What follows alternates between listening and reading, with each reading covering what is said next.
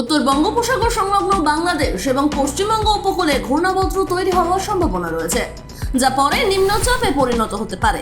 আর তার প্রভাবেই ফের ভারী বর্ষণের পূর্বাভাস ভিজবে কলকাতা সহ রাজ্যের প্রায় সব জেলায়। আলিপুর আবহাওয়া দপ্তর সূত্রে খবর, শনিবার দিনের আকাশ প্রধানত আংশিক মেঘলা থাকবে। কোথাও কোথাও বজ্রবিদ্যুৎ সহ হালকা থেকে মাঝারি বৃষ্টিপাতের সম্ভাবনা রয়েছে। কলকাতা এবং তার পার্শ্ববর্তী অঞ্চলে সর্বোচ্চ এবং সর্বনিম্ন তাপমাত্রা যথাক্রমে 31 ডিগ্রি এবং 27 ডিগ্রি সেলসিয়াসের আশেপাশে থাকবে। পাশাপাশি আগামী দুদিন পূর্ব এবং পশ্চিম বর্ধমান, হুগলি এবং উত্তর ও দক্ষিণ 24 পরগনা জেলায় ভারী বৃষ্টির সতর্কতা জারি করা হয়েছে। এছাড়া বিক্ষিপ্তভাবে সব জেলাতেই বজ্রবিদ্যুৎ সহ 2-1 পশলা হালকা থেকে মাঝারি বৃষ্টির সম্ভাবনা রয়েছে।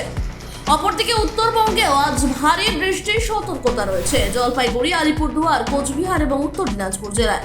দার্জিলিং এবং কালিম্পং জেলাতে বৃষ্টির পরিমাণ একটু বেশি থাকবে। সব জেলাতেই বজ্রবিদ্যুৎ সহ 2-1 পশলা বৃষ্টির সম্ভাবনা রয়েছে। পাহাড়ি এলাকায় বৃষ্টির জেরে ধস নামার আশঙ্কাও রয়েছে। Bureau report, sky news Bangla.